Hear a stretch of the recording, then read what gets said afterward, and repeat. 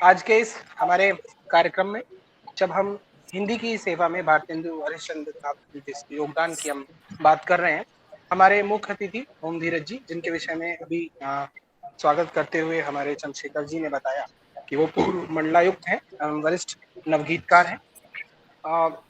Uttar Pradesh public service commission के साथ जुड़े रहे, अपनी प्रशासनिक सेवाएं दी और इसके अतिरिक्त उन्होंने साहित्य और सृजन में साहित्यिक मंच तैयार करने में अपना एक अभूतपूर्व योगदान दिया। आपने ग्रामीण पुस्तकालय की भी स्थापना की और बहुत सारी सामाजिक साहित्यिक गतिविधियों का संचालन किया। आपकी कृतियां प्रकाशित कृतियों में जिनमें गीत संग्रह, बेघर हुए अलाव और सावन सूखे पांव, इसके अलावा रेत में बहता जल, यादें अतीत की, पूर्वांचल की माटी, गोमती के स्वर, नवगीत, नई दस्तकें, आपका बहुत सारा संपादन कार्य रहा। अक्सर सुमन का संपादन आपने किया, चंदौली कलराज जनपद महोत्सव था, उसकी दस्तावेज स्मारिका आपने संपादन किया। उत्तर प्रदेश हिंदी संस्थान का नामित निराला पुरस्कार गीत संग्रह सावन के पांव के लिए आपको मिला। हिंदी साहित्य सम्मेलन प्रयाग द्वारा आपको साहित्य महोपाध्याय मानद उपाधि प्राप्त हुई। इसके अतिरिक्त हमारे विशिष्ट अतिथि अजीत कुमार राय जी कवि और समीक्षक हैं। अजीत कुमार राय जी ज्ञानोदय, नया ज्ञानोदय, आलोचना, वागाड़, हंस, कथादेश, कथा, परिकथा, पाखी, अक्षरा, साहित्य आदि पत्रिकाओं के अलावा समाचार पत्रों में जनसंदेश टाइम्स, आज, सहारा, दैनिक जागरण आदि में आपकी रचनाएं लगातार प्रकाशित होती रही। आपकी काव्य कृति आस्था अभी शेष है। इसके अतिरिक्त सृजना की गंध लिपि में आपने संपादन किया है। आज हम सब लोग भारतेंदु हरिश्चंद्र जी के ऊपर विचार करेंगे। हमारे आज के इस कार्यक्रम में हम भारतेंदु हरिश्चंद्र जी की बात करें तो भारतेंदु हरिश्चंद्र जी हम सभी जानते हैं भारतीय नवजागरण के अवधूत रहे हैं। आप हिंदी साहित्य के पितामह भी कहे जाते हैं। गरीबी, पराधीनता और शासकों के अमानवीय शोषण का चित्रण आपके साहित्य का लक्ष्य रहा है। आपने आप एक कवि, संवादक, एक लेखक, कुशल वक्ता रहे।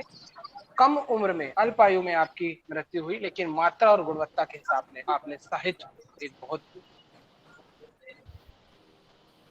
हमारे मुख्य अतिथि ओम धीरज जी से आग्रह करूंगा कि ओम धीरज जी आज इस विषय पर अपने विचार। ओम धीरज। धन्यवाद। मैं इस पटल पर उपस्थित आदरणीय लक्ष्मीकांत पांडे जी को,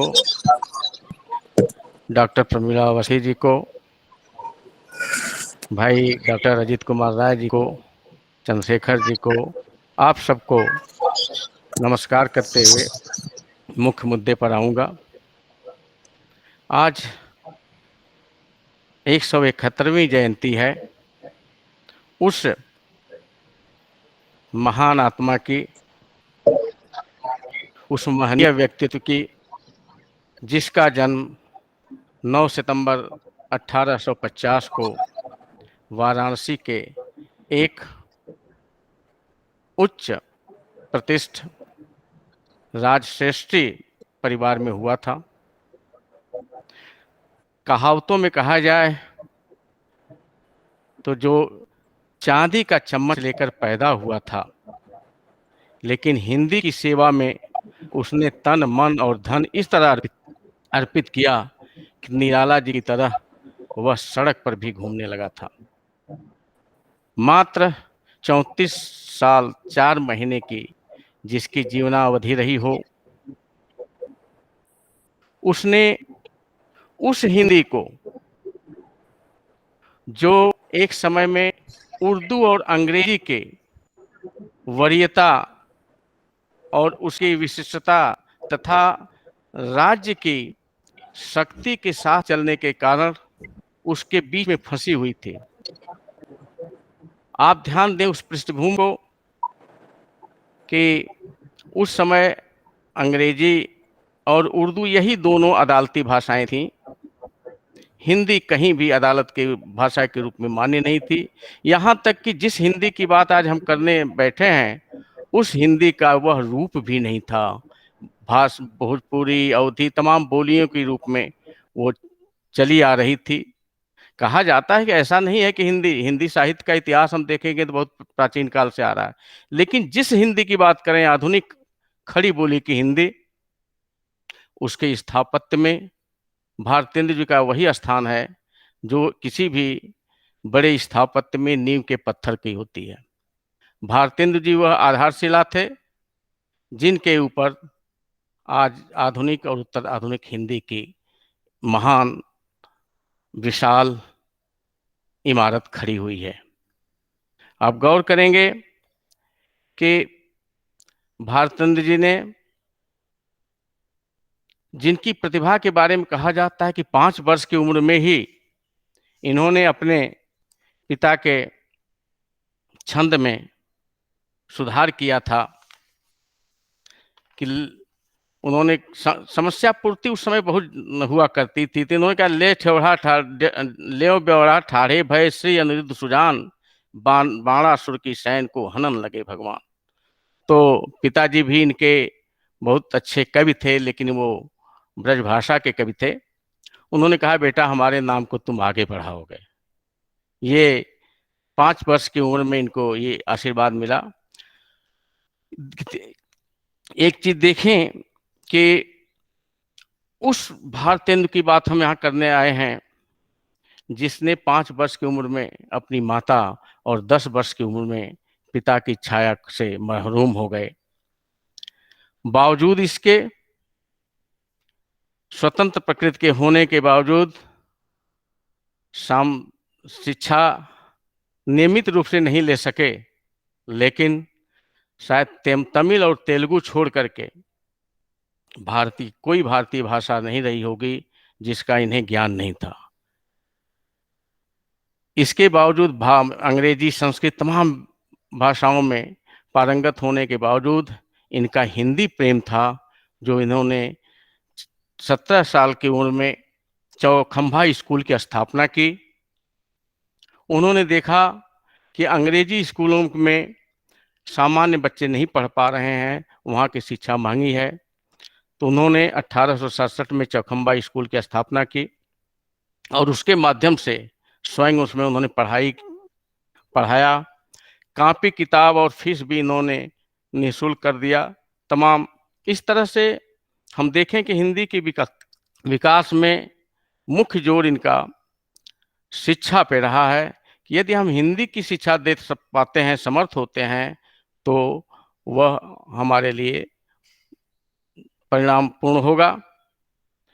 ठीक 1 साल बाद 1868 में, यानी देखें तो मात्र 18 साल की उम्र में, कवि वचन सुधा नामक मासिक पत्रिका निकालते हैं, जिसे बाद में पाक्षिक और फिर साप्ताहिक करते हैं।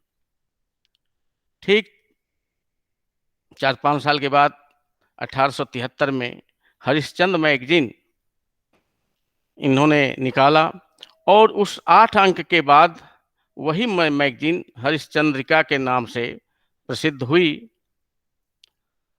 और आपको याद होगा कि 1873 में ही उन्होंने जो एक शब्द दिया कि हिंदी नए चाल में ढली, हिंदी नए चाल में ढली, यही खड़ी बोली हिंदी की शुरुआत मानी जाती है।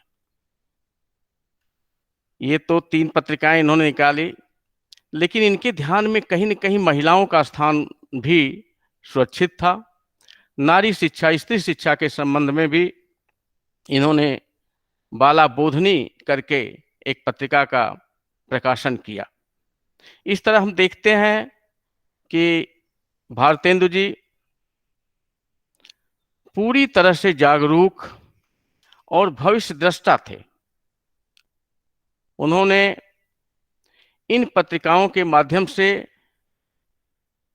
उस समय की राजनीतिक स्थितियों पर भी चोट किया है। एक चीज ध्यान दिलाना चाहूंगा कि आप उस पृष्ठभूमि को देखिए जिसमें ये पैदा हुए थे। कहा जाता है कि इनकी शादी में इतनी बड़ी बारात निकली थी कि एक छोर पर ससुराल में पहुंच गए थे लोग और एक छोर इनके घर पर ही पड़ा हुआ था। और यहाँ तक कहा जाता है कि कुएं में जो है शरबत उस समय चलता था, चीनी घोल दी गई थी। तो इस तरह रईस घर में पैदा होने के बावजूद इन्होंने इस तरह की सेवा शुरू की, हिंदी की पत्रिका को निकालना। और आप महसूस कर सकते हैं कि पत्रिकाओं की स्थिति उस समय क्या थी। स्वयं हिंदी की स्थिति बहुत खराब थी। ब्रज भाषा कविता की भाषा हो गई थी, और खड़ी बोली जो है अभी स्थापित नहीं हो पाई थी। खड़ी बोली के लिए प्रयास चल रहा था। आप अवगत होंगे कि राजा शिव प्रसाद सितारे हिंद उर्दू मिश्रित हिंदी की तरफ खींच रहे थे, लेकिन समसामयिक होने के बावजूद, थोड़ा उनसे कनिष्ठ होने के बावजूद, भारतेंदु जी ने अपने को उस हिंदी की तरफ जोड़ा जो हमारी संस्कृत से भी जुड़ी हो, हमारी लोक भाषा से भी जुड़ी हो। यद्यपि इन्होंने कविता के क्षेत्र में, काव्य के क्षेत्र में खड़ी बोली को उतना प्रश्रय नहीं दे सके थे, या इनको विश्वास शायद उतना नहीं था, लेकिन गद्य की भाषा की निर्मित में इनका योगदान निश्चित ही परिगण्य है। कोई भी ये मान सकता है कि इनका उद्देश्य क्या था। जब हम देखेंगे कवि वचन सुधा जो पत्रिका इन्होंने निकाली, एक मोटो होता है किसी भी चीज का, जिसको ध्येय वाक्य भी कहते हैं, सिद्धांत वाक्य भी कहते हैं। तो इनका मोटो था, सिद्धांत वाक्य जो कवि वचन सुधा पर छपता था, वो था, खल गगन सो सज्जन दुखी, मत होई हरिपद मत रहें, उपधर्म छूटे स्वत्व निज भारत गहे कर दुख बहे, बुद्ध तजहि मत्सर नारी नर सम हो ही जग आनंद लहे, तज ग्राम कविता सुकवि जन की अमृत बानी सब कहे। इसमें इनके समकालीन, इनके फुफेरे भाई राधा कृष्णदास जी ने लिखा है कि आज इस पंक्ति में कोई आश्चर्य नहीं दिखता है, कोई भी इस बात को स्वीकार कर सकता है जो उन्होंने अभी कहा। लेकिन उस युग में 1868 में जब घोर आस्तिकता, धार्मिक कट्टरता, नर नारी शिक्षा में भेद आदि रहा, तो यह सब कहना बाबूजी की, यानी हरिश्चंद्र जी की दूरदर्शिता और साहस की बात थी। जब वो कहते हैं कि हरिपद गति रहे, हरिपद मति रहे, तो आप सोच सकते हैं कि जिस समय अंग्रेजी की पढ़ाई की तरफ लोग जुड़ रहे थे, उर्दू की तरफ जुड़ रहे थे, विज्ञान का कुछ चमत्कार दिखने लगा था, ऐसे समय में जब हरिपद मति रहे की कल्पना जब कोई कवि करता है, तो निश्चित नए शिक्षित समाज को वो बर्दाश्त नहीं हुआ होगा, लोग नाराज हुए होंगे। और जब इन्होंने कहा होगा कि उपधर्म छूटे, तो जो लकीर के फकीर यानी जो कर्मकांडी धार्मिक विश्वास के लोग हैं, वो कहीं न कहीं नाराज हुए। अंग्रेज हाकिमों को भी बुरा लगा होगा जब उन्होंने कहा कि स्वत निज भारत गहे कर दुख बहे। यहाँ कर का मतलब टैक्स से है। कई बार आप देखेंगे इनकी कविताओं में आगे आता है कि कर यानी टैक्स को लेकर के, लेवी को लेकर के, इस तरह की चीजों को लेकर बहुत आंदोलित होते हैं। सच तो यह है कि इन्होंने स्वाधीनता की लड़ाई का एक तरह से वहां उसकी भी आधार पीठिका तैयार की थी। जिस तरह से सोई हुई जनता हमारी थी, मरी हुई जनता कह सकते हैं, हमारी चेतना पराधीनता सहते सहते इस कदर पराभूत हो गई थी कि हमको जगाने के लिए कहीं न कहीं हमें कड़वी बात सुनानी पड़ती थी। ऐसी सोच के साथ उन्होंने इसका सिद्धांत वाक्य बनाया, और फिर इसको लगातार आप मूल योगदान जो हिंदी विषय की, हिंदी भाषा की निर्मिति में है, निश्चित है कि आज भी वो सत्य है कि पत्रिकाएं या समाचार पत्र किसी भी भाषा के लिए, उसके प्रचार प्रसार के लिए बहुत ही महत्वपूर्ण होते हैं। और वो समय जबकि मीडिया का आज का रूप नहीं था, ऐसे समय में जब वो पत्रिकाएं इन्होंने निकाली, तो कहीं बिक्री का कोई प्रबंध सही ढंग से नहीं था। बताया जाता है कि हजारों हजार प्रतियां जो है ये बांट दिया करते थे।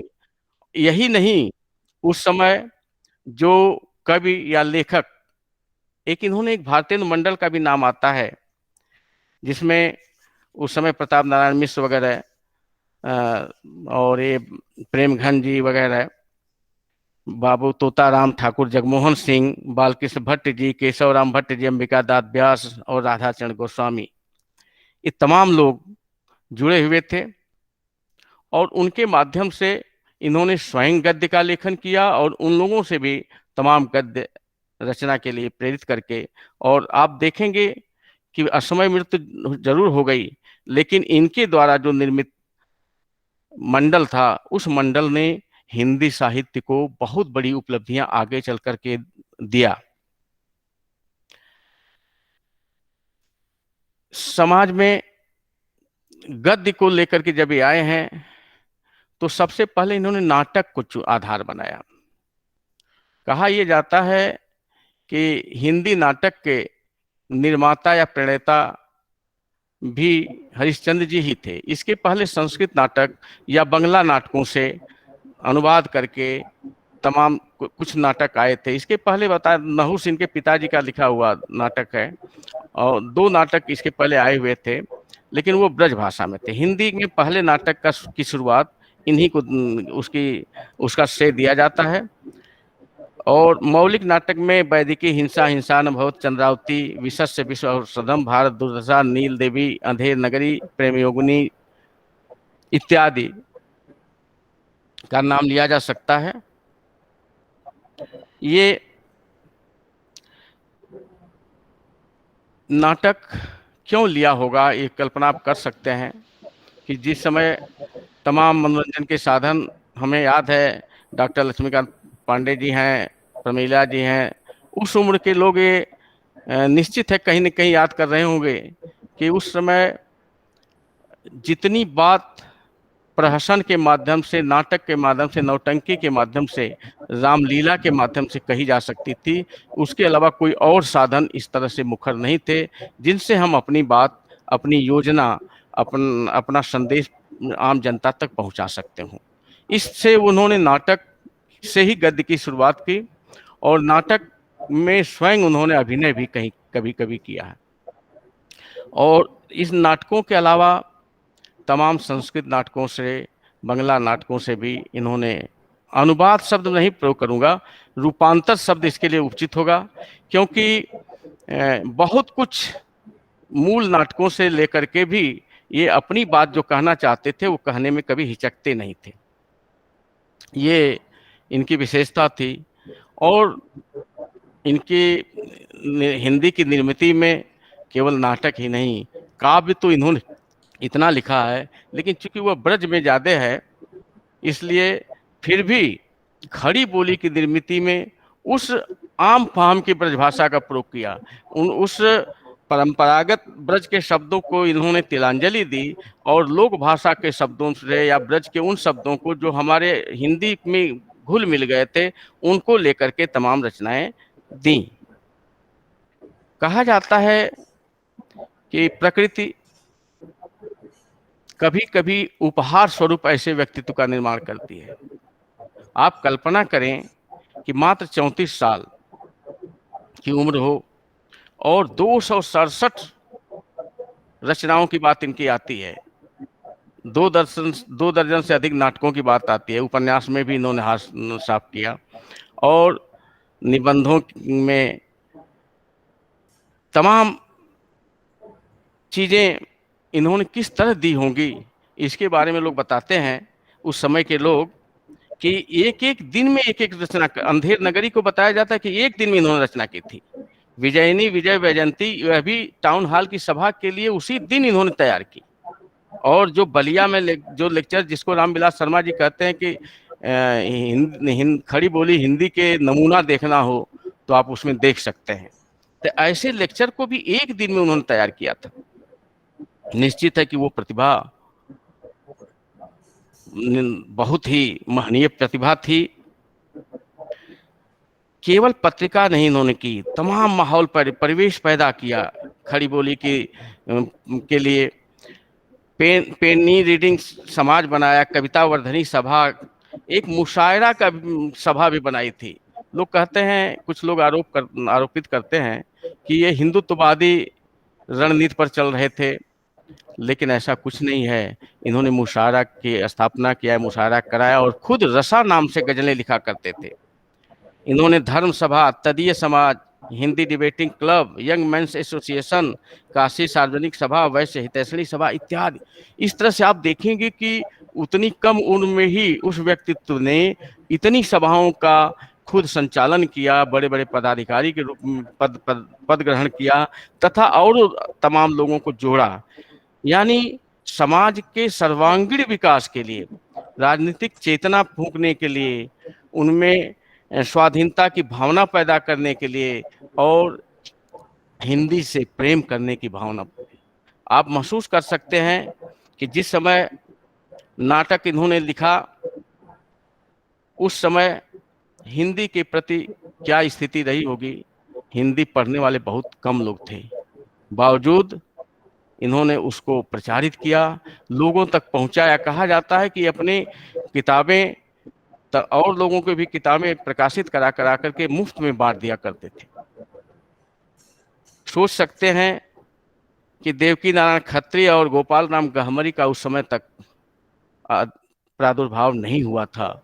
ऐसे समय में हम ये मान सकते हैं कि हिंदी पढ़ने के प्रति परिवेश का निर्माण करना और हिंदी के प्रति प्रेम और श्रद्धा जगाने का काम भी सबसे पहले किसी ने किया, तो हम मान सकते हैं कि भारतेंदु जी ने किया। इसी तरह से आप देखेंगे कि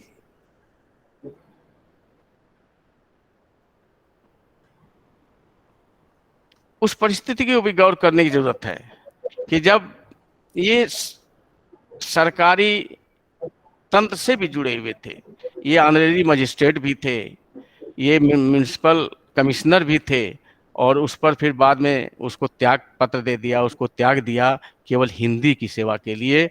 और जो पराधीन भारत में हम अंग्रेजों से पीड़ित थे, उनके टैक्स वसूली से पीड़ित थे, व्यापार हमारा चौपट हो रहा था, किसानों की दुर्दशा हो रही थी, इन सारी चीज़ों को स्वतंत्र भाव से लिखने के लिए उन्होंने उसको त्याग दिया। नतीजा ये हुआ कि जब आप जानते होंगे कि इनकी कवि वचन सुधा और हरिश्चंद्र मैगजीन की चंद्रिका की 100 प्रतियां करके सरकारी विभागों को भेजी जाती थी। तरह तरह की जो है राजकीय सुविधा उस समय प्राप्त थी, बावजूद इन्होंने समझौता नहीं किया और वो सारी सुविधाएं, राजकीय सुविधाएं छीन ली गईं। इसी वजह से इनकी स्थिति रामविलास शर्मा के शब्दों में कहूँ तो निराला जी की तरह हो गई थी। अब निराला जी की तरह कह देने से ही हम समझते हैं कि कोई भी व्यक्ति समझ सकता है। कहा जाता है कि काशीराज महाराज ईश्वरी नारायण सिंह इनके बहुत ही शुभचिंतकों में थे और एक तरह से राजाओं का कि ये एक तरह से धनिक श्रेष्ठ भी थे, इनकी पूंजी आदान प्रदान होती थी। लेकिन वो स्थिति जब बिगड़ गई तो ईश्वरी नारायण सिंह ने इनसे कहा कि बबुआ घर को भी देखकर काम करो। इन्होंने तुरंत बिना किसी सोच के सीधे उत्तर दिया, हुजूर इस धन ने मेरे पूर्वजों को खाया है, अब मैं इसे खाऊंगा। अब सोच सकते हैं कि उस अमी चंद के परिवार का, जिसने सिराजुद्दौला की भी मदद की थी, अंग्रेजों की भी मदद की थी। ये अलग बात है कि आरोप कभी कभी लगता है कि ये अंग्रेजों की इन्होंने मदद की, लेकिन परिस्थितियां देखी जाए, जब सिराजुद्दौला ने इनके लाखों रुपए के लूटपाट पर कोई प्रतिक्रिया नहीं दी, तो बताया जाता है कि तब इन्होंने अंग्रेजों की सहायता लेनी चाहिए।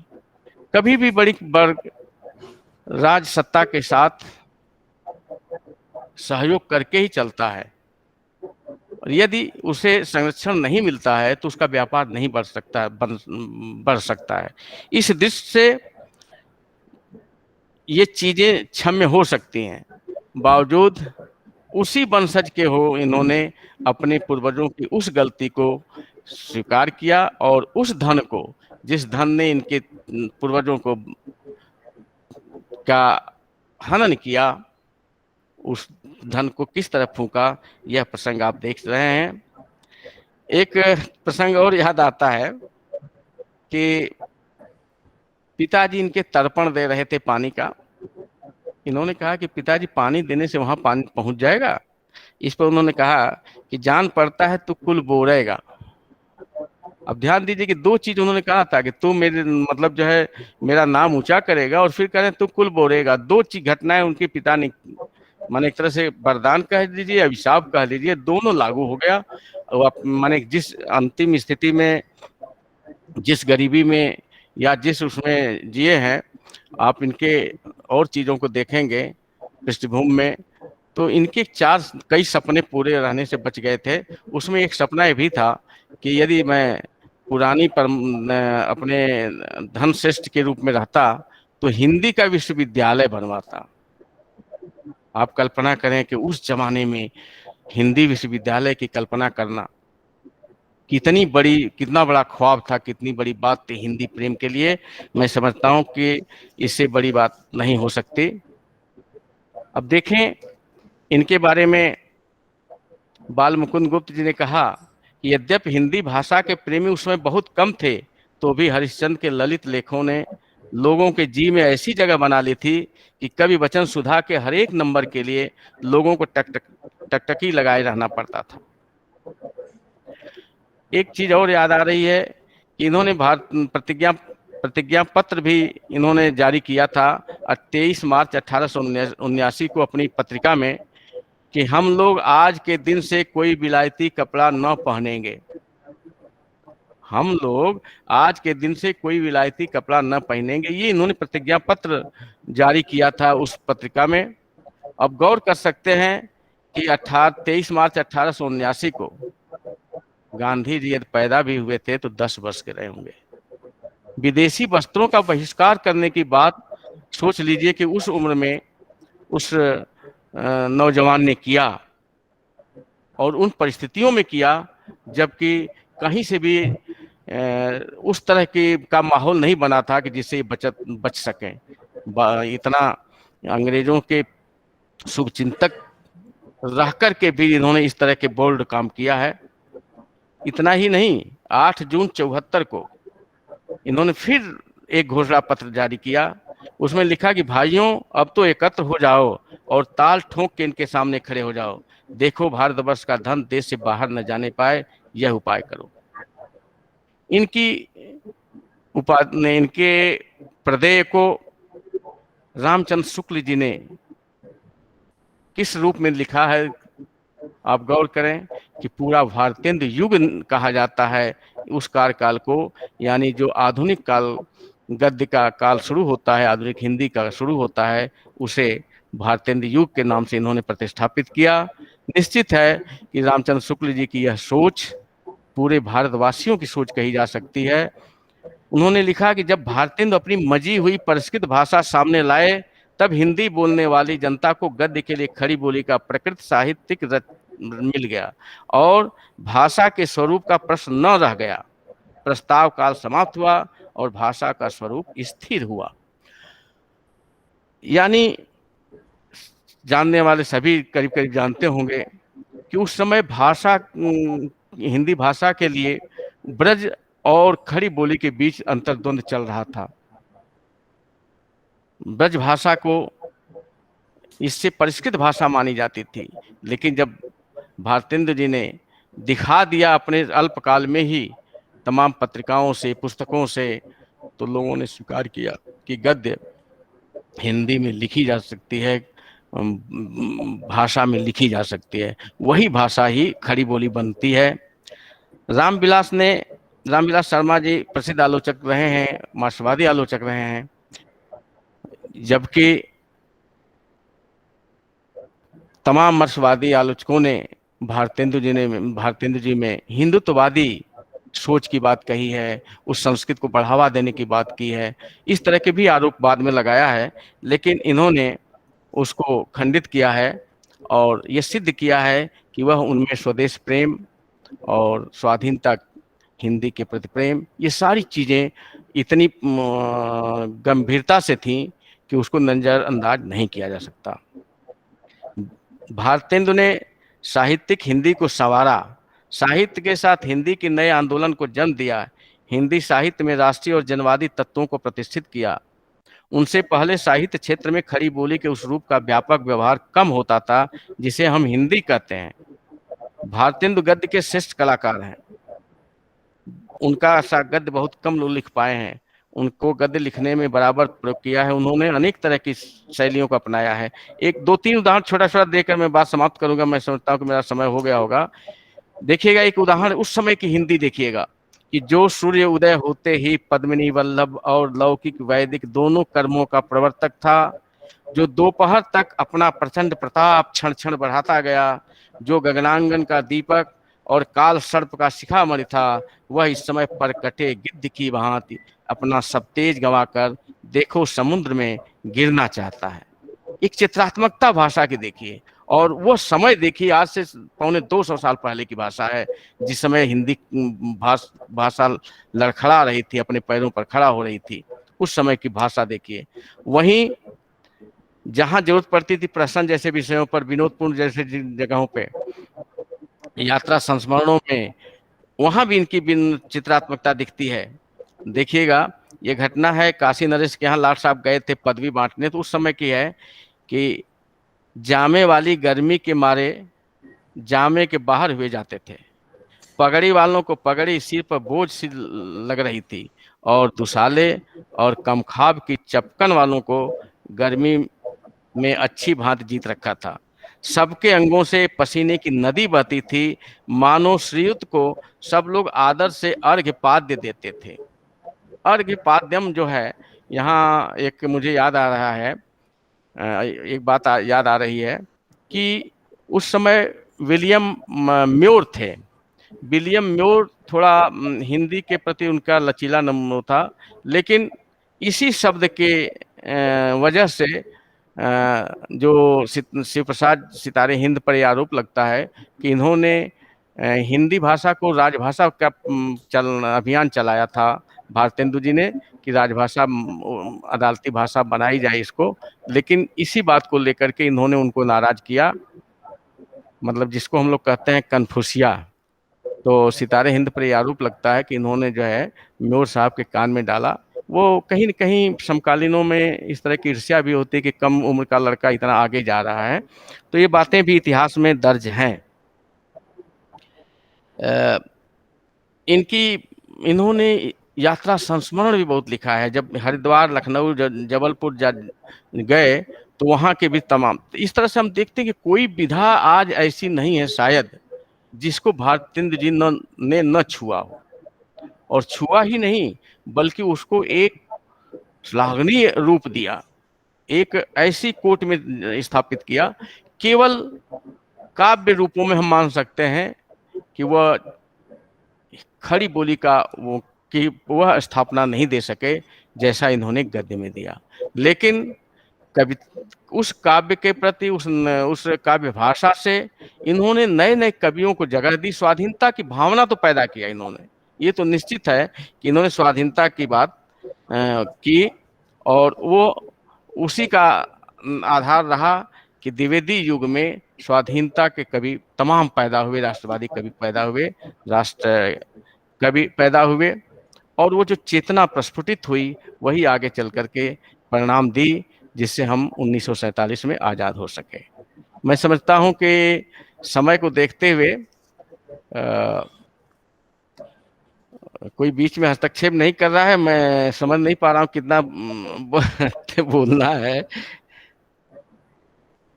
नहीं अरुण जी, आप बहुत सारगर्भित बोल रहे हैं, और सारे जो लोग हैं बीच में इंटरफेयर इसलिए नहीं कर रहे हैं क्योंकि आपकी बात में वो पूर्ण जो है मनन कर रहे हैं, सुन रहे हैं, समझने की कोशिश कर रहे हैं। हालांकि समय को हम लोग रखें, और आप बस अभी बोल सकते हैं, और 5 मिनट बस 1-1.5 मिनट में हम बात अपनी खत्म करें जी। कि राधा कृष्ण दास जी, जैसा मैंने एक बार पहले भी कहा था कि वो इनके फुफेरे भाई भी थे, और इन्होंने 1900 से कुछ पहले ही इन्होंने इनकी जीवनी लिखी थी, और उस जीवनी में जिक्र आता है, वो मैं कोट कर दूं ताकि आज के लोगों को देखिए, मैंने महसूस किया है कि हम जिसको भी महनीय मानते हैं, जिसको भी अपना रोल मॉडल मानते हैं, आगे चल करके हम उसकी मूर्ति बना देते हैं, मूर्तिवत पूजते हैं, लेकिन उसके कृतित्व पर हमारा ध्यान धीरे धीरे कम होता जाता है। खास करके आज नई पीढ़ी से हम ये चाहेंगे कि भारतेंदु जी को फिर से पढ़ा जाए। दूसरी बात, मैं साहित्यकारों से चाहूँगा कि भारतेंद्र जी पर जो बीच में एक उत्तर आधुनिकता और इस तरह की जो लहर चली, जो वामपंथी चेतना पैदा हुई, मैं उसके खिलाफ नहीं हूँ, लेकिन कहीं न कहीं उन्होंने जो स्वतंत्रता के पूर्व की जो द्विवेदी युगीन, भारतेंद्र युगीन, ये जो जितने इस तरह के प्रदेय हैं, जो साहित्यिक मूल्यांकन है, साहित्यिक प्रदेय है, उनके मूल्यांकन में कहीं न कहीं कोताही किया इन्होंने। अजित जी सहमत होंगे, डॉक्टर पांडे जी सहमत होंगे कि आज जो स्थिति है देश की, ऐसी स्थिति में उन कवियों को, उन रचनाकारों को पुनः पुनर्मूल्यांकित किए जाने की जरूरत है, ताकि नई पीढ़ी इनको भली भांति जान सके। जिन परिस्थितियों में आज हम आजाद भारत में सांस ले रहे हैं, हमें नहीं मालूम है कि किस तरह से इन्होंने किया होगा इतनी पत्रिकाओं का निकालना, किस तरह से अपने अंग्रेज शुभचिंतकों के क्रोध और उनके दुर्भावना का भी ये शिकार हुए हैं। ये सारी चीजें सोचने की बात है। अब उसका मैं राधा कृष्णदास जी के शब्दों में केवल कह दूं कि वास्तव में यदि हरिश्चंद्र सरीखा उदार हृदय, रुपये को मट्टी समझने वाला, मट्टी ही उन्होंने लिखा है उस समय की लोक भाषा में, रुपये को मट्टी समझने वाला गुणग्राही नायक हिंदी की पतवार को उस समय न पकड़ता और सब प्रकार से स्वार्थ छोड़कर तन मन धन से इसकी उन्नति में न लग जाता, तो आज दिन हिंदी का इस अवस्था पर पहुंचना कठिन था। हरिश्चंद्र ने हिंदी तथा देश के लिए संसार की दृष्टि में अपने को मिट्टी कर दिया। तो इस तरह से हम देखते हैं कि हरिश्चंद्र जी के प्रति उनके प्रदेय को लोगों ने स्वीकारा, और कहीं न कहीं हमने, निश्चित है कि हमारे अग्रजों ने, पूर्वजों ने के भी कह सकता हूँ, सम्मान दिया, लेकिन आज वह कहीं नई पीढ़ी से उपेक्षित न रह जाए, इसके लिए हमें सचेत रहना पड़ेगा और उनकी रचनाओं का पुनर्मूल्यांकन, पुनर्पाठ करना होगा। इसी सोच के साथ मैं अपनी वाणी का विराम देना चाहता हूं, और इस अच्छे आयोजन के लिए हम आप सबको बधाई देते हैं और आभार व्यक्त करते हैं। जय हिंद, जय हिंदी।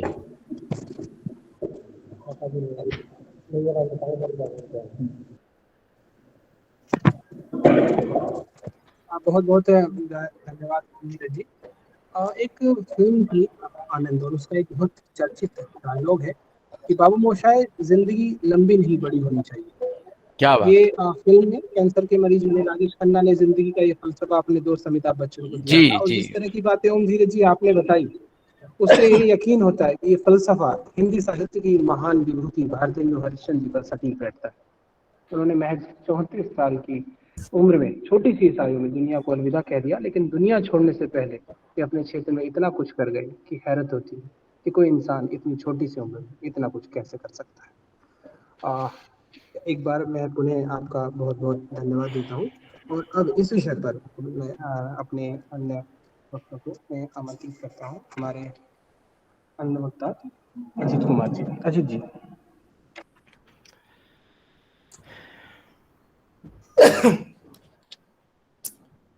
मैं सर्वप्रथम अपने आदरणीय प्रधान संपादक पांडे जी को और बड़े भाई ओम धीरज जी को तथा आप सबको प्रणाम करता हुआ, सबका अभिवादन करता हुआ अपनी बात शुरू करना चाहूँगा, क्योंकि इतने छोटे कंधों पर इतने बड़े मंच का बोझ उठाना बड़ा कठिन होगा। तो मैं सबका चरण वंदन करते हुए अपनी बात शुरू करता हूँ। निश्चित रूप से बहुत महत्वपूर्ण दिन है, 171वां जन्मदिवस या जयंती हम लोग भारतेंद्र जी की मना रहे हैं, और निश्चित रूप से ये ऐसे संदर्भ हैं जिनको तथाकथित प्रगतिशील लोग चिमटे से भी छूना शायद पसंद न करें। उनकी प्रगतिशीलता शायद बाधित होती है क्योंकि सेलेक्टिव अप्रोच के लोग हैं और पॉलिटिकली करेक्ट रहना चाहते हैं। ये लोगों के लिए भारत जी, हालांकि बड़ा अच्छा सार्थक नाम है भारतेंदु, जो उस युग के मनुष्यों ने उनको यह उपाधि दी थी। इंदु शब्द का प्रयोग किया है, सूर्य शब्द का प्रयोग नहीं किया है। या प्रतिरोध की जो उस तरह की मुखरता होनी चाहिए शायद उस रूप में न दिखी हो, और जो परावर्तन है उसका वो बड़े ठंडे शीतल स्वभाव के कारण, यानी व्यवस्था में रहकर व्यवस्था का विरोध, उनकी एक सीमा थी जो स्पष्ट भी है। लेकिन उसके बावजूद जो उनकी सार्वजनिक पीड़ाएं थी उनको आत्मगत करते हुए, और उन्होंने अपने साहित्य में उसको अभिव्यक्ति प्रदान की, और एक जो प्रतिरोध की जीवंत शैली अंग्रेज महाप्रभुओं के खिलाफ भी उन्होंने विकसित की, वह निश्चित रूप से स्तुत्य है। तो एक ऐसे मनीषी जिसका समूचा व्यक्तित्व अर्धशती के आर पार जगमगाता हुआ जो व्यक्तित्व है लक्षित किया जा सकता है, उसको नमन करने के लिए हम लोग यहाँ इकट्ठे हुए हैं। और एक सदी की संधि बेला में एकदम 1850 में 1857 में क्रांति हुई है और 1850 में उनका जन्म होता है, इसीलिए कुछ लोग आधुनिक युग की शुरुआत भी वहीं से मानते हैं। हालांकि डॉक्टर नगेंद्र जैसे विद्वानों का यह मानना है कि स्वयं में 1850 इस रूप में कोई हिंदी के आधुनिकीकरण में कोई सीधे सीधे हस्तक्षेप नहीं करता है, अपनी महत्वपूर्ण भूमिका नहीं निभाता।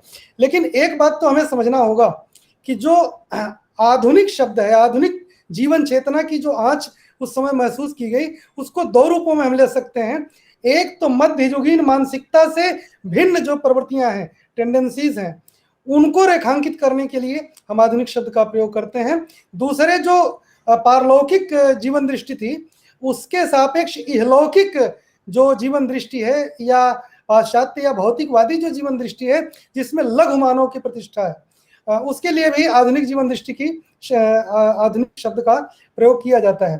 तो भारतेंदु जी के समय में अभी हमारे बड़े भाई निवेदित कर रहे थे कि जो काव्य की भाषा है वो तो ब्रजभाषा ही है, ब्रजभाषा है, और उसके जो संवेदना का इतिहास है या जो संवेदना का समुच्चय है वह कहीं न कहीं परंपरित ही है, परंपरागत है। पूर्ववर्ती जो कवि हैं भक्ति काल के, रीति काल के, वैसी ही संवेदना है। तो नए भावबोध की दृष्टि से अगर हम देखें या आधुनिक जीवन चेतना की दृष्टि से देखें, तो खड़ी बोली हिंदी जो दिल्ली और मेरठ के आसपास बोली जाती थी, उसको परिनिष्ठित हिंदी के रूप में उसके फॉर्मेशन के लिए या उसको रूपायित करने का जो श्रेय है, हालांकि वो किसी न किसी रूप में एक अंतरधारा के रूप में चली आ रही थी, सिराज सुखलाल और इंशाअल्लाह खां वगैरह की जो हिंदी है, लेकिन जो उसको एक सही सुचिंतित विन्यास दिया वो भारतेंदु हरिश्चंद्र है। और उनके मंडल के तमाम जो प्रताप नारायण मिश्र, प्रेमघन जी हैं और भी जो लोग हैं, उन लोगों ने जो एक सामूहिक प्रयास किया, उससे वह हिंदी स्वरूप पा सकी। यानी जब संवेदना बदली तो भाषा भी बदल गई। जब हमारे भीतर वैज्ञानिक दृष्टिबोध का आविर्भाव हुआ, तार्किक जीवन दृष्टि ने जब जगह ली, तो उसके लिए शायद कविता और विशेष रूप से ब्रज भाषा जो जनानी बोली कही जाती है, मीठी बोली है, वो अपर्याप्त पड़ने लगी।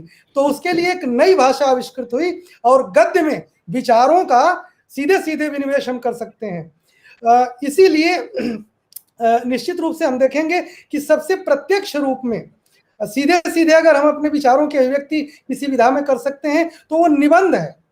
तो सबसे अधिक निबंधों का विकास या विस्फोटक विकास कहने और नाटकों का ये भारतेंदु युग में हुआ।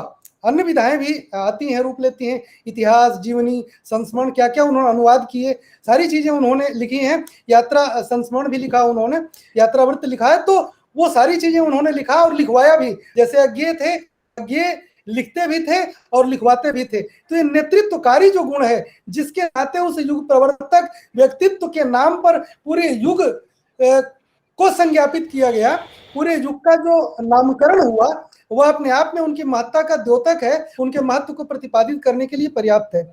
एक बात जो छनकर के चीजों से आती है, छिन्नमूल दृष्टि वाले लोगों की मैं बात नहीं कर रहा, जो तथाकथित प्रगतिशील है, आकाश बेली की तरह से उग जाते हैं, लेकिन जो मूल संश्लिष्ट दृष्टि है, जो इस मिट्टी में उगे हुए हैं, जिनकी आंख का जन्म ब्रिटेन में नहीं हुआ है, रूस में नहीं हुआ, तो ऐसे लोगों के लिए देखें तो भारतेंदु हरिश्चंद्र, हमारे यहाँ उपनिषद की जो अवधारणा है वो चरितार्थ होती है।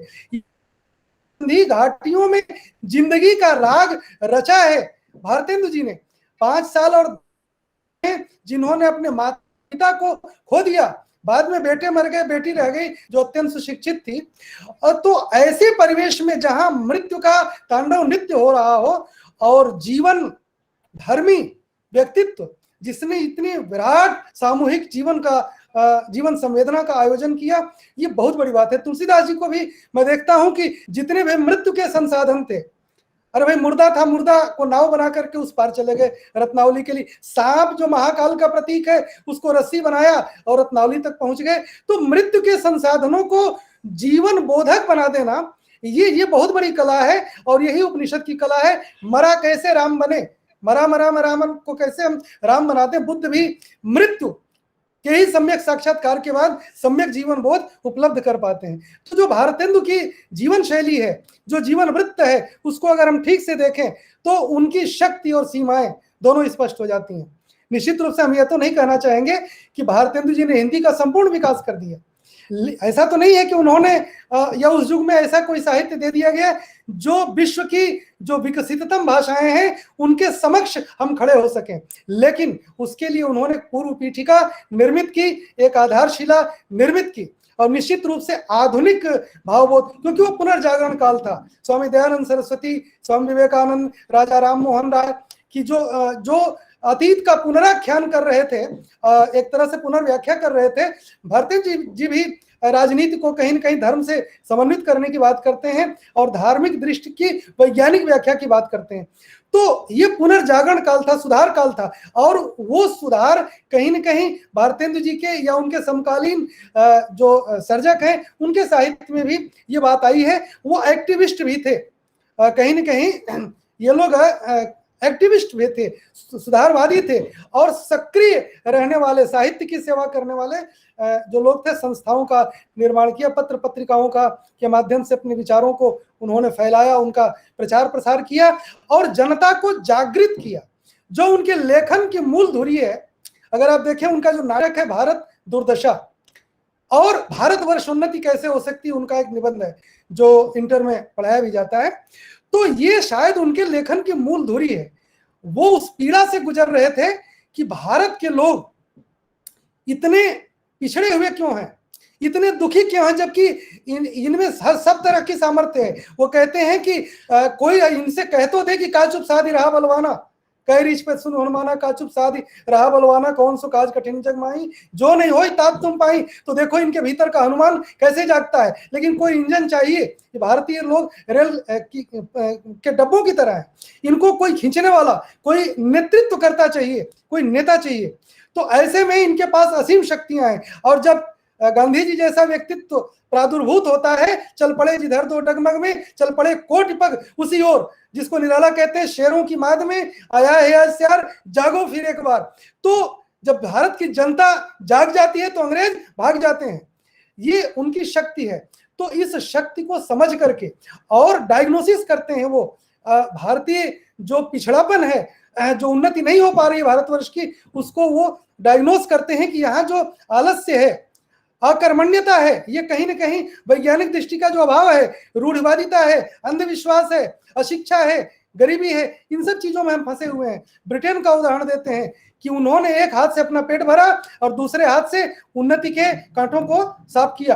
तो इस तरह से हमें कहीं ना कहीं, लेकिन उन्होंने देखा कि जब वहां भी गाड़ीवान है, वहां भी गरीब तबके के लोग हैं, लेकिन उनका मालिक जब किसी मित्र से मिलने जाता है तो उतनी देर में बैठ के अखबार निकाल के पढ़ते हैं या गप भी हाँकते हैं, तो उसमें देश का, अपने राष्ट्र का प्रबंध छांटते हैं, या आदमी हुक्का पीता है उतनी देर में या फालतू की गप मारता है। तो निकम्मेबाजी को, जो हमने मलुक दास के जीवन दर्शन को किसी न किसी रूप में अंगीकार कर लिया, अजगर करे न चाकरी, पंछी करे न काम, दास मलुका कही गए सबके दाता राम। तो इसको आधुनिक दृष्टि से उन्होंने व्याख्यायित विश्लेषित किया और अपने धर्म की भी या अपने जो ऋषियों की का जो चिंतन है उसकी तार्किक व्याख्या भी उन्होंने प्रस्तुत की है। वो कहते हैं कि देखो, पर्णकुटी में रह करके ऋषियों ने बांस की नलियों से जो तारा ग्रह का भेद किया था, वो आज 16 लाख की विलायती दूरबीन से हम कर पाते हैं। तो कहीं न कहीं, या जब हम गंगा जी जाते हैं तो पहले माथे पर जल चढ़ाते हैं ताकि तलवे की गर्मी सिर में ऊपर न चढ़ जाए। तो इस तरह से एकादशी व्रत या तमाम सारी चीजों की जो वैज्ञानिक व्याख्या करते हैं। और साथ ही बाल विवाह का विरोध, हालांकि उनका भी 13 साल की उम्र में उनका विवाह हो गया था, लेकिन बाल विवाह का विरोध करते हैं, नारी शिक्षा की वकालत करते हैं। तो जो एक आधुनिक चेतना है, आधुनिक जीवन चिंतन है, उसका शिलान्यास तो बहुत सशक्त ढंग से वो कर दिया। वो नींव की ईंट बने, इसमें कोई दो राय नहीं।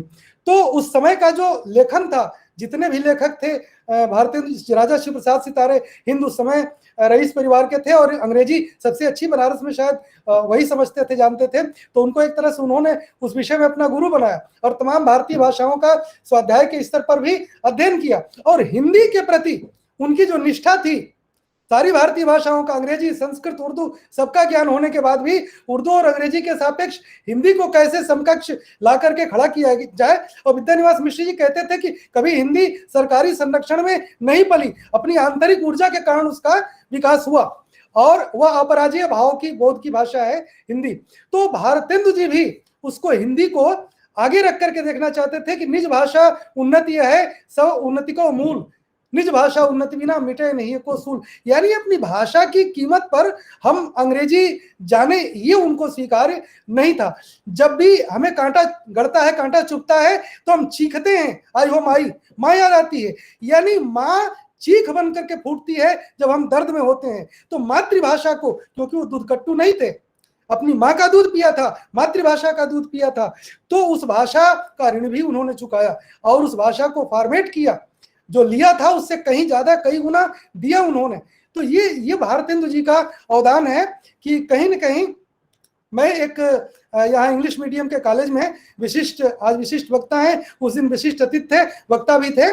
तो एक बच्चा कृष्ण के रूप में आया, सज धज करके, मोर मुकुट और मोर पंख वगैरह लगा करके आया और आते ही उसने कहा, I am Lord Krishna, Lord Krishna.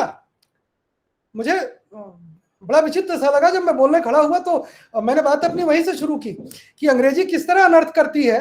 मैं सस्पिशन में पड़ गया कि ये लॉर्ड कृष्णा ये द्रौपदी के लिए कह रहा है कि कृष्ण के लिए, असल में ये कृष्ण आ रहे हैं कि द्रौपदी आ रही हैं। तो इस तरह से कहीं न कहीं जो भाषा है, अपनी भाषा, योग का कैसे योगा हमने बना दिया। तो जो योगा चित्तवृत्ति निरोधा हुआ करता था, जो योग जोड़ने की बात करता है, तो उस हिंदी के निर्माण में उसको जो एक विन्यास दिया उन्होंने, एक स्थिर प्रारूप में उसको शिल्प में ढाला, ये बहुत बड़ी बात है। पंत जी कहते हैं, मैं जग जीवन का शिल्पी हूं, जीवित मेरी वाणी के स्वर, जनमन के मांस खंड पर मैं मुद्रित करता हूं सत्य अमर। बहुत पीड़ा होती थी भारतेंदु जी को कि यहाँ नमक और दिया सलाई, एक माचिस भी हम नहीं बना सकते, मार्किन का कपड़ा भी अमेरिका से बन करके आता है, हम आत्मनिर्भर क्यों नहीं हो सकते हैं। तो वो अन्य देशों का अध्ययन करके उनसे तुलना करते थे और अपने भारतीय समाज के लिए एक सांस्कृतिक सामाजिक संचेतना विकसित करते हुए, वो उन बुराइयों को लक्षित करते हुए उनको कैसे दूर किया जाए, इसको सीधे सीधे निबंधों में, पत्रिकाओं के माध्यम से या अपने नाटकों के माध्यम से ललित प्रारूप में उसको संप्रेषित और अभिव्यक्त करने का प्रयास करते थे। जो भारत की दुर्दशा थी, और निश्चित रूप से हम पराधीन थे, अंग्रेज तो दोनों हाथों से लूट रहे थे, पाइपलाइन से पैसा विदेश जा रहा था। वो कहते हैं कि जैसे 1000 धाराओं में गंगा जाकर के समुद्र में मिलती है, वैसे हमारा पैसा दूसरे देशों में जा रहा, अंग्रेजों के यहाँ जा रहा है। भारत उपनिवेश बन गया था। हालांकि एक बात मैं यहाँ कहना चाहूंगा कि अंग्रेजों की तारीफ भी लोगों ने की है, अंग्रेज भक्ति का भी नाम उसको लोगों ने दिया हुआ है, लेकिन एक काम तो किया, मुस्लिम आए, 500-600 साल तक यहाँ शासन किया, लेकिन उनकी जीवन चेतना इतनी पिछड़ी हुई थी कि उनके यहाँ के आर्थिक ढांचे में कोई बुनियादी बदलाव या परिवर्तन वो नहीं कर सके। लेकिन जब अंग्रेज आए, हम तो तमाम जातियों में विभक्त थे, आपस में लड़ते रहे, पारस्परिक एकता नहीं थी, एकता भी तो धार्मिक स्तर पर थी, राष्ट्रीय स्तर पर नहीं थी। तो इसलिए हम विभक्त थे और उसका लाभ मुसलमानों ने भी, मुगलों ने भी उठाया और अंग्रेजों ने भी उठाया। लेकिन जब अंग्रेज आए, फूट डालो राज्य करो की नीति अपनाने के बावजूद उन्होंने एक शिक्षा दी, जो अंग्रेजी शिक्षा थी वही अंग्रेजों को उखाड़ने में कामयाब भी हुई, चाहे वो गांधी जी हो, चाहे नेहरू हो, मालवीय जी बहुत अच्छे इंग्लिश बोलते थे, मालवीय जी। तो ये जो हमारे राष्ट्र नायक थे, वो अंग्रेजी भाषा का इनको बहुत अच्छा परिज्ञान था, उन्होंने सीखा और उसी शिक्षा ने उनकी जड़ें खोद दी और उन्हें, उनके शासन को यहाँ से उखाड़ भी फेंका। तो एक काम तो उन्होंने किया कि सुशिक्षित किया।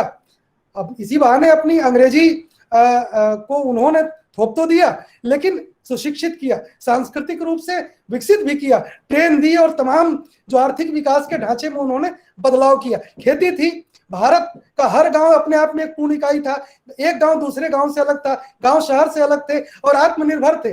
वहां इस तरह का ढांचा था कि सब काम वहीं चल जाता था और उद्योग के स्तर पर खेती नहीं थी। अंग्रेज आए तो उन्होंने खेती का स्वामित्व दिया, लोग अपने खेत के मालिक हो सकते थे, बेच सकते थे, खरीद सकते थे, तो व्यावसायिक स्वरूप प्रदान किया, लोग व्यावसायिक स्तर पर खेती करने लगे, बेचने लगे। तो कहीं ना कहीं ये सब जो ढांचागत बदलाव हुआ, तो उन चीजों को देखते हुए अंग्रेजों की तारीफ भी इन लेखकों ने की, जो मुझे बहुत बुरा नहीं लगता। और शायद आज जिस रूप में हम लोग, हालांकि राग दरबारी प्रवृत्ति नहीं थी, आज जिस रूप में हम लोग लेखकीय प्रतिरोध की बात करते हैं, शायद उस रूप में वो मुखर प्रतिरोध नहीं था। फिर भी अंग्रेजों की नीतियों का सीधा सीधा उन्होंने अपने निबंधों में, नाटकों में और तमाम सारी विधाओं में उसका विरोध किया, प्रतिरोध किया भारतेंदु हरिश्चंद्र ने। और न केवल उन्होंने बल्कि उनके समकालीन जितने भी साहित्यकार हैं उन सब ने प्रतिरोध किया। तो इस तरह से हम देख रहे हैं कि भारतेंदु हरिश्चंद्र का जो अवदान है, हरिश्चंद्र पत्रिका जो बाद में हरिश्चंद्र चंद्रिका बन गई, कई वचन सुधा, और उस समय की तत्कालीन और भी जो पत्रिकाएं निकल रही थी, प्रताप नारायण मिश्र वगैरह हर लेखक निकाल रहा था, कोई न कोई पत्रिका निकाल रहा था। पत्रिका निकालना आज के लोग समझ सकते हैं कितनी बड़ी बात है। और उस समय के युग में जब संसाधन विहीन समय था, आज तो सोशल मीडिया का और तमाम सारे संचार साधनों का जमाना है, तब सूचना क्रांति नहीं थी, तमाम सारी चीजें नहीं थी, बैलगाड़ी से लोग चलते थे। तो उस समय एक तरह की ये उत्क्रांति थी और बहुत बड़ी उत्क्रांति थी। तो युग प्रवर्तक व्यक्तित्व, इसीलिए उनको कहा गया रईस परिवार में जरूरत है। और रईस होना कोई अभिशाप नहीं है, कोई धनी हो जाए तो ये अभिशाप नहीं है, लेकिन होना क्या चाहिए? विदेह जनक थे, कृष्ण थे, जो भोग में रहकर जोग भोग मह राख्यो गोई, प्रभु ही विलोकत प्रगट्यु सोई। वस्तु त्याग के बजाय वृत्ति त्याग को संन्यास के रूप में उसको वृत्ति त्याग के स्तर पर उन्होंने ग्रहण किया। तो भारतेंदु हरिश्चंद्र रईस होते हुए भी उस रईसी का कैसे अतिक्रमण करते हैं, अभी हमारे बड़े भाई साहब बता रहे थे। तो कहीं ना कहीं इन सब चीजों को जब हम देखते हैं तो भारतेंदु हरिश्चंद्र का महत्व समझ में आता है कि वो कविताएं लिखते हैं ब्रजभाषा की, बहुत अच्छी कविताएं हैं, जैसे रत्नाकर जी लिखते हैं, बहुत अच्छी कविताएं हैं। लेकिन जो मुख्य विधा है, जो उनका मुख्य महत्व है, वह खड़ी बोली हिंदी को एक विन्यास रूप देने के लिए, आज जिसको द्विवेदी युग में पुनर्विन्यास दिया गया, जिसका व्याकरणिक परिष्कार हुआ, उसको सजाया गया, अलंकृत किया गया, ये काम द्विवेदी युग में हुआ। और खड़ी बोली हिंदी में कविता की भी प्रतिष्ठा द्विवेदी युग में हो गई थी, जिसमें प्राण प्रतिष्ठा जाकर छायावाद के युग में होती है। लेकिन एक भाषा दे देना, एक क्रिएशन का जो भाव है, जो सृजनात्मक प्रतिभा है, वो भारतेंदु में थी। और किसी चीज को रूपायित करना, रूप देना, नई चीज का निर्माण करना, अनुसंधान करना, आविष्कार करना, ये कितना कठिन होता है। तो हमारी भाषा के आविष्कार करता है भारतेंदु हरिश्चंद्र, इसलिए उनको उसी रूप में हमें देखने और समझने की जरूरत है। और इन मनीषियों को हमें प्रणाम करने की जरूरत है, जिन्होंने आज की हिंदी के लिए पाथेय का निर्माण किया था। तो उनके प्रदेय को हम नकार नहीं सकते और उनका बहुत बड़ा योगदान है। अगर नींव कमजोर होती तो आज कंगूरा इतना ऊंचा नहीं होता। आज हिंदी वहां खड़ी है जहां विश्व की सबसे विकसिततम भाषाओं से हम संवाद कर सकते हैं, आमने सामने रख करके संवाद कर सकते हैं। ऐसी बहुत सारी कविताएं लिखी गई हैं। निराला की राम की शक्ति पूजा को अगर आप ले लें, या धर्मवीर भारती के अंधा युग और कनुप्रिया को अगर आप ले लें, नरेश मेहता के संशय की रात, एक रात को और महाप्रस्थान को अगर आप ले लें, पंत जी की परिवर्तन शीर्षक कविता को हम ले लें, बहुत सारी कविताएं हैं, एक दो नहीं बहुत सारी कविता, असाध्य वीणा को ले लीजिए अज्ञेय के। तो ये सारी कविताएं हैं जो विश्व की विकसिततम भाषाओं के समक्ष खड़ी। दिनकर उसमें पैदा हुए प्रसाद की कामायनी का क्या कहना। मुझे लगता है कि रामचरितमानस के बाद अगर दूसरे नंबर पर देखा जाए, अगर पुनर्मूल्यांकन करें, पुनर्विन्यस्त करें, तो दूसरे नंबर पर शायद कामायनी आ जाएगी। तो इस तरह से एक ठोस भाषा का जो प्रारूप परिनिष्ठित हिंदी का प्रदान किया, फारसी के बजाय संस्कृत के शब्दों का प्रयोग करते हुए और खड़ी बोली को हिंदी के शिल्प में उन्होंने ढाला। हालांकि जो क्रियापद हैं और तमाम सारी चीजें हैं, उनमें अभी बहुत सुधार परिष्कार की जरूरत है। उसमें लोक भाषा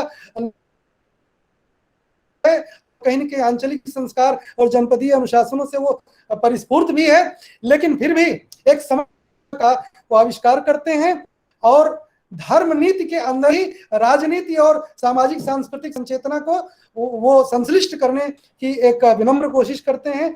तो इन अर्थों में भारतेंदु हरिश्चंद्र जी प्रणम्य हैं। मैं उनको बहुत बहुत साधु धन्यवाद देता हूं और उन्हें नमन करता हूं, उनके व्यक्तित्व को, और आप सबको यह मंच देने के लिए विनम्रता से प्रणाम करता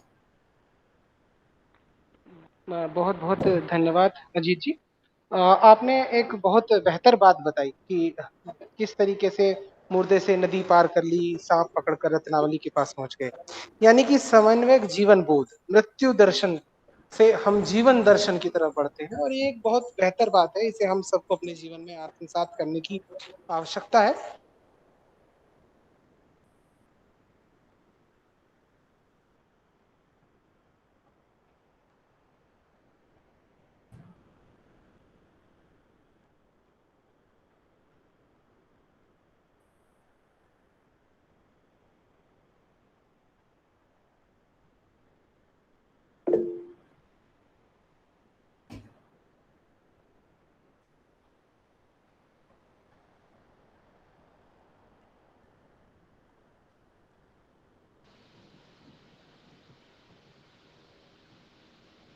आग्रह करूंगा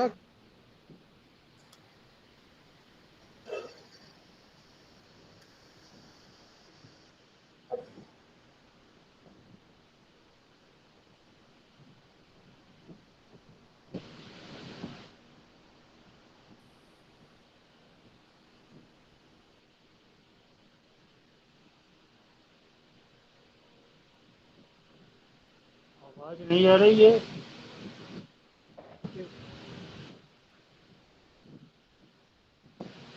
हितेश की आवाज नहीं आ रही है।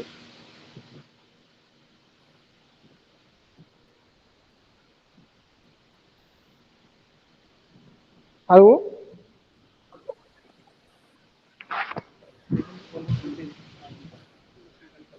हेलो। रितेश जी की आवाज़ नहीं आ रही है। मैं लक्ष्मीकांत पांडे जी से आग्रह करूंगा कि इस विषय पे वो संक्षेप में इस विषय पे अपने अपने वक्तव्य रखें सर। काफी गंभीर चर्चा हो गई है और समय भी हो गया है। हमारे दोनों वक्ताओं ने बड़े व्यापक रूप में इस पर चर्चा की है और मुझे नहीं लगता भारतेंदु जी के योगदान पर इससे महत्वपूर्ण बात आज निर्धारित समय में हो सकती है। विश्लेषण होगा, पुनरावृत्ति होगी।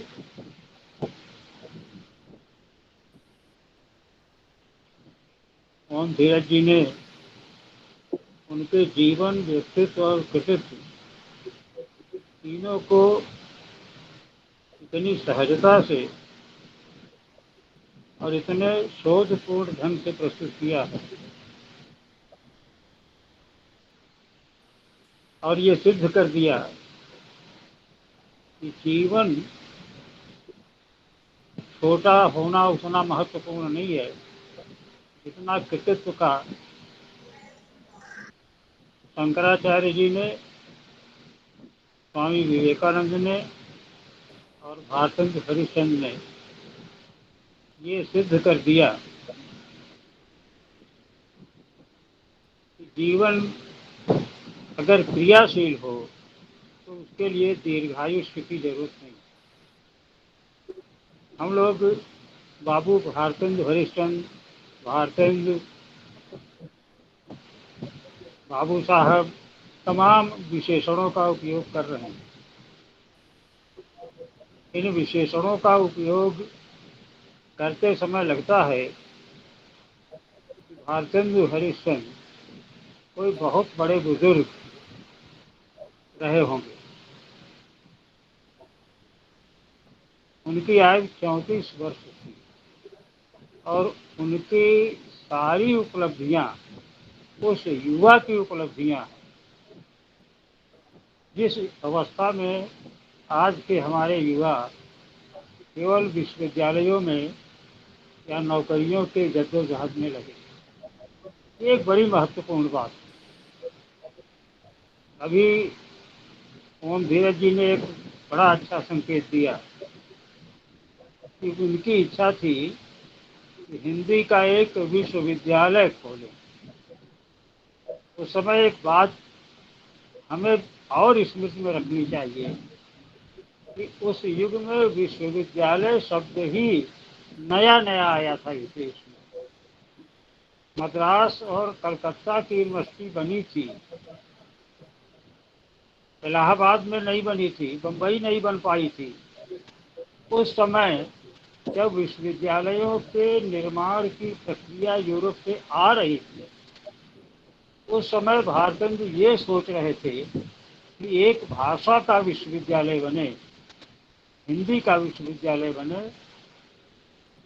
जो आगे चल करके हिंदी माध्यम और हिंदी विश्वविद्यालय के रूप में तो नहीं, लेकिन हिंदू विश्वविद्यालय के रूप में, भारतीय लोगों के द्वारा स्थापित विश्वविद्यालयों के रूप में हमारे यहाँ मदन मोहन मालवीय ने बनवाया। अब तो हिंदी विश्वविद्यालय भी 2 खुल गए। तो भारतेंदु की उस सोच को हमें आज समझना होगा। 1850 में भारतेंदु का जन्म हुआ था, तब देश अंग्रेजों के अधीन नहीं था। अंग्रेजों के अधीन देश हुआ है 1858 में। 1850 से 1857 तक तो कंपनी के नियंत्रण में था, ईस्ट इंडिया कंपनी के। कुछ हिस्सों पर कंपनी शासन ले चुकी थी और कुछ पर देशी रियासतें थी। वो एक संक्रमण काल था। भारतेंदु जब 8 साल के हुए तो देश में मलका विक्टोरिया का शासन लागू हो चुका था और 1858 में 8 वर्ष के भारतेंदु थे और 5-6 वर्षों बाद ही उन्होंने उस शासन का विरोध शुरू किया जिसको लागू हुए अभी चंद दिन बीते थे। वे बहुत दूर तक देख रहे थे, उनकी दृष्टि बहुत आगे देख रही और इसलिए हम बीज से फल की तो कामना नहीं कर सकते, लेकिन बीज से उसके विकास की, उसके प्रभाव की कल्पना तो कर ही सकते हैं। भारतेंदु हिंदी के नहीं, भारतीय और विशेष रूप से हिंदी प्रदेश, यहाँ हम लोगों को एक बात और ध्यान में रखनी चाहिए। बात अभी आई स्वामी दयानंद, राजा राम मोहन राय, स्वामी विवेकानंद, ये लोग भी अपने अपने प्रदेश में जागरण कर रहे थे। हिंदी प्रदेश भावुक प्रदेश है, बहुत जल्दी भावुकता में बहता है। यहाँ रजवाड़ों का उतना महत्व नहीं था, यहाँ देशी रियासतें केवल काशी रियासत थी। ऐसी जगह जहाँ अंधकार फैला था, भारतेंदु ने, यहाँ अशिक्षा बहुत थी, यहाँ पिछड़ापन था, यहाँ जातियों में प्रदेश गांव-गांव बटे हुए थे, वहाँ पर भारतेंदु ने जो प्रयास किया वह निश्चित रूप से इन लोगों से बहुत बड़ा था। उसका एक बड़ा कारण ये है कि भारतेंदु ने न धर्म को केंद्र में रखा, न मठ को केंद्र में रखा।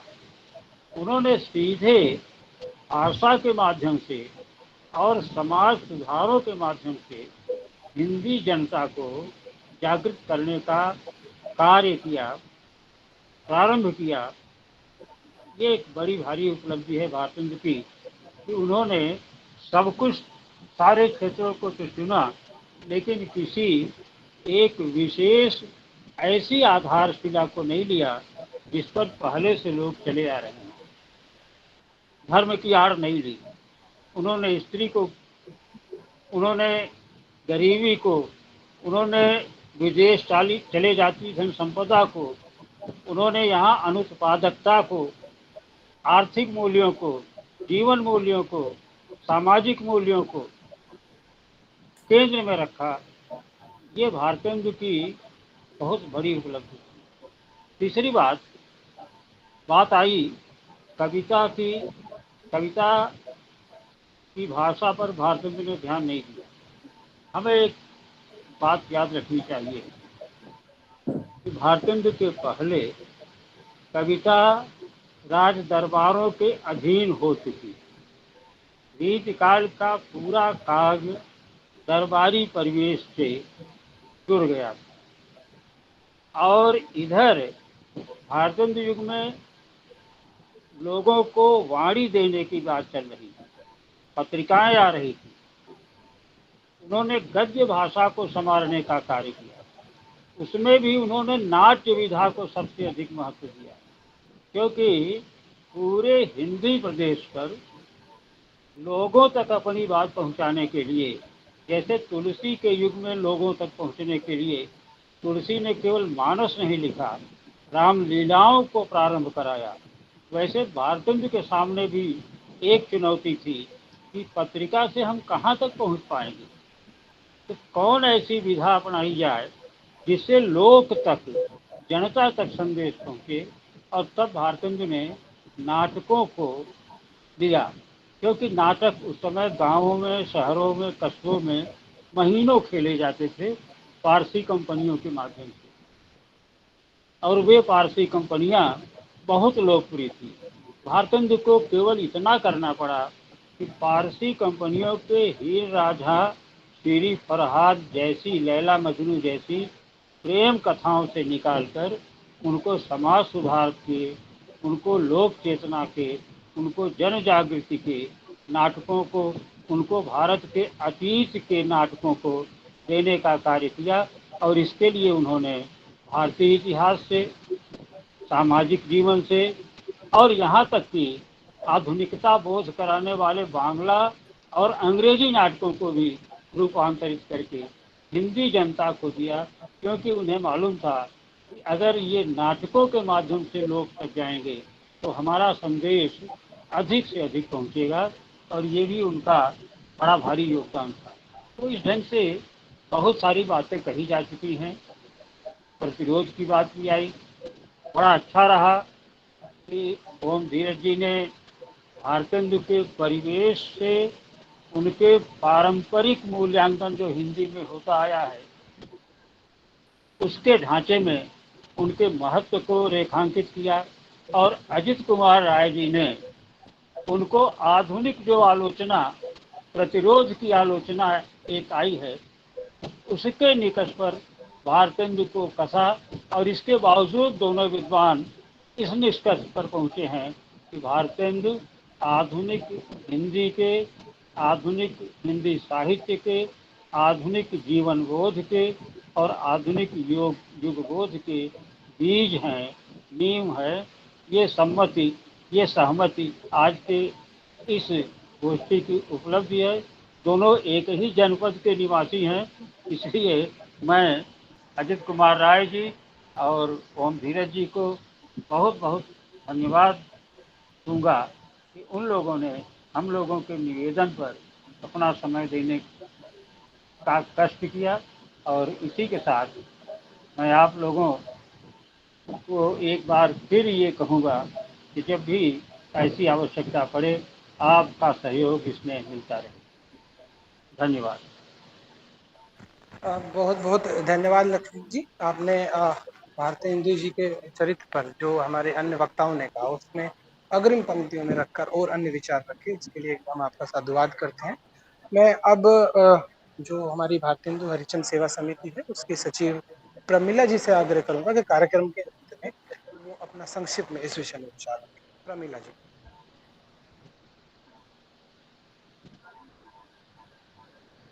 हेलो जी प्रमिला जी। देवेंद्र जी, मैंने आपकी पूरी बात सुन नहीं पाई है, कुछ साफ सुनाई नहीं पड़ रहा था। थोड़ा आप बताएं मुझे क्या करना है। प्रमिला जी आप अपने जी विचार जी है आप नेटवर्क की समस्या है प्रमिला जी हमारे यहाँ, आप अपने विचार रखें इस विषय पर। मैं पटल पर उपस्थित सभी विद्वत जनों का बहुत बहुत आभार व्यक्त करती हूँ। उन्होंने अपना मूल्यवान समय मेरे एक छोटे से आग्रह पर स्वीकार किया और डॉक्टर पांडे ने कहा कि अपने व्यक्तित्व में, अपने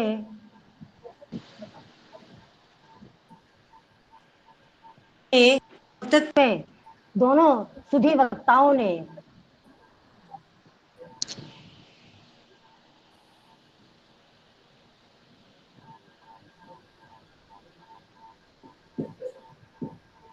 आवाज नहीं आ रही।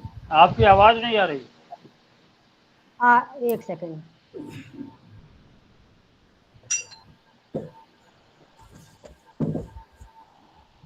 हमको नहीं। हाँ, आवाज आई अब? हाँ, अब आ रही। जी जी अब मिल रही है। हेलो। हाँ हाँ, अब आवाज आ रही है। हाँ, हाँ जी यार। तो मैं अपने दोनों सुधी वक्ताओं का बहुत बहुत आभार व्यक्त करती हूँ, जिन्होंने अपने वक्तव्य में भारतेंदु हरिश्चंद्र जी के समग्र पक्षों को बहुत ही विद्वतापूर्ण और आत्मीयतापूर्ण ढंग से उनको वाणी दी।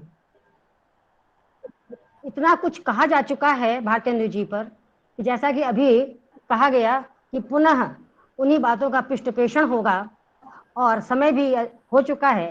फिर भी एक दो बात मैं अपनी रख करके अपनी वाणी को विराम देना चाहूंगी। किसी भी युग की चेतना जिसमें अंगड़ाई लेकर अपनी तंद्रा को दूर करती है, वो भारतेंदु हरिश्चंद्र का व्यक्तित्व था, जिसमें समग्र युग चेतना ने अंगड़ाई ली थी और जो पुरातनता का अविरोधी होते हुए भी का आग्रह, सारे उनके व्यक्तित्व के पक्षों पर चिंतन हो चुका है और उस समय पत्रकारिता ही एकमात्र ऐसा साधन थी जो जनता तक अपने विचारों को पहुंचा सकती थी। इसीलिए उस युग में हर लगभग बड़े साहित्यकार ने अपने पत्र निकाले थे। सबसे बड़ी बात, जो पत्रकार की भूमिका में भारतेंदु जी ऐसे पहले पत्रकार थे जिन्होंने हिंदी में बुक रिव्यू की परंपरा चलाई। इससे पहले हिंदी में बुक रिव्यू नहीं लिखा जाता था और इसके साथ ही साथ एक और बहुत दूरदर्शी कल्पना थी, और कल्पना ही नहीं थी, उन्होंने उसको लिखा। उनकी चाहत थी कि हिंदी भाषा में विज्ञान, दर्शन और अंक आदि के ग्रंथ लिखे जाएं, क्योंकि उसमें जो कुछ थोड़े बहुत लिखे भी गए हैं उनकी संख्या ना के बराबर है और वो भी पुरानी चाल के हैं। उनके जो पारिभाषिक शब्द हैं वो भी एप्रोप्रिएट नहीं है, ठीक नहीं है।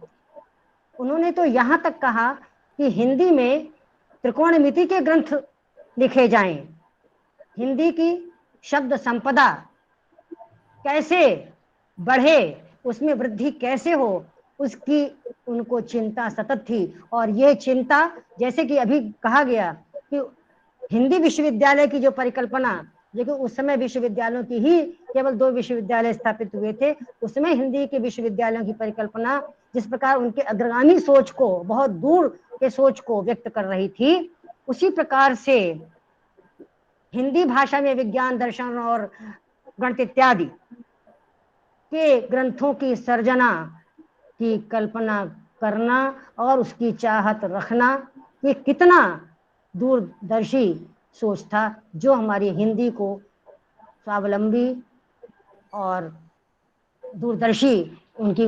तो वो तो ये तो चाहते थे कि हम अंग्रेजों से ज्ञान राशि तो लें, लेकिन हम अंग्रेजियत को ना अपनाएं। वो भारतीयता की रक्षा के हिमायती थे और ये सभी को मालूम है, सभी सुधी विद्वान यहाँ बैठे हुए हैं, कि आज के समय में ही जब लघु पत्रिकाओं की स्थिति इतनी डामाडोल है, पत्रिकाएं बंद होती चली जा रही हैं, तो उस साधन रहित समय में जो पत्र निकल रहे थे वो केवल अपने साधन की कुर्बानियों पर ही निकल रहे थे।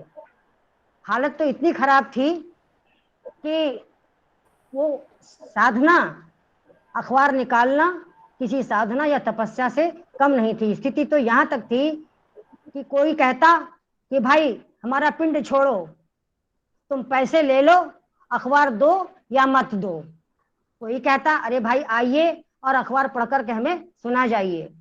बाल कृष्ण भट्ट जो हिंदी प्रदीप ने की, तो स्थिति कभी कभी ऐसी हो जाती थी कि वो खुद ही मैटर इकट्ठा करते और परिस्थिति आने पर कभी कभी वो स्वयं ही उसको विकसित करने के लिए निकल जाते। स्थिति में उन्होंने ये महसूस किया कि पत्र ही एक ऐसा माध्यम है जिससे हम अपनी सोच को जनता तक पहुंचा सकते हैं और जनता की भाषा में और रुचि और जनता की इच्छा जो सर्वोपरि है उसको हम कैसे व्यक्त कर सकते हैं। इसके साथ समय हो चुका है, मैं आपको बार बार विराम दे रही हूँ और आप सभी का आभार व्यक्त करती हूँ। बहुत बहुत धन्यवाद प्रमिला जी। मैं कार्यक्रम के अंत में आज के इस कार्यक्रम को समापन की ओर ले जाने के लिए देवेंद्र प्रजापति जी से आग्रह करूंगा कि वो इस कार्यक्रम का धन्यवाद ज्ञापन दें। देवेंद्र प्रजापति। बहुत बहुत धन्यवाद रितेश जी आपका, और मुझे धन्यवाद ज्ञापन करने के लिए, मौका देने के लिए। और मैं आज विषय था हिंदी की विकास में भारतेंदु जी का योगदान। भारतेंदु हरिश्चंद्र सेवा समिति के अंतर्गत यह वेबिनार आज हुआ है और भारतेंदु जी का इस वर्ष 171वीं जयंती हुई है। और मैं इसी विषय पे आज धन्यवाद अदा करना चाहूँगा हमारे मुख्य वक्ता श्री ओम धीरज जी का। मैं धन्यवाद अदा करना चाहूँगा हमारे विशिष्ट वक्ता अजित कुमार राय जी का, जो कि एक कवि भी हैं। मैं धन्यवाद करना चाहूँगा हमारे चेयरमैन साहब का, जो कि integrated society of media professional Lucknow के चेयरमैन है, श्री चंद्रशेखर जी का। भारतेंदु हरिश्चंद्र हिंदी सेवा समिति के निदेशक डॉक्टर लक्ष्मीकांत पांडे जी का, जो कार्यक्रम के संयोजक हैं, इनका भी मैं धन्यवाद करना चाहूँगा। मैं धन्यवाद अदा करना चाहूँगा हमारे कार्यक्रम की सचिव और भारतेंदु हरिश्चंद्र हिंदी सेवा समिति की सचिव डॉक्टर प्रमिला अवस्थी जी का। मैं धन्यवाद अदा करना चाहूँगा हमारे सभी प्रतिभागियों का, हमारे सभी जो हमारे साथ जुड़े हुए हैं। मैं धन्यवाद अदा करना चाहूँगा श्री लक्ष्मीकांत पांडे जी का। मैं धन्यवाद अदा करना चाहूँगा हमारे निशांत सिंह जी का। इसी के साथ साथ मैं सभी का धन्यवाद अदा करना चाहूँगा जो हमारे साथ इस वेबिनार को सफल बनाने के लिए उन्होंने अपना योगदान दिया। सबका धन्यवाद और साधुवाद। इसी के साथ ही मैं अपनी वाणी को विराम देता हूँ। धन्यवाद।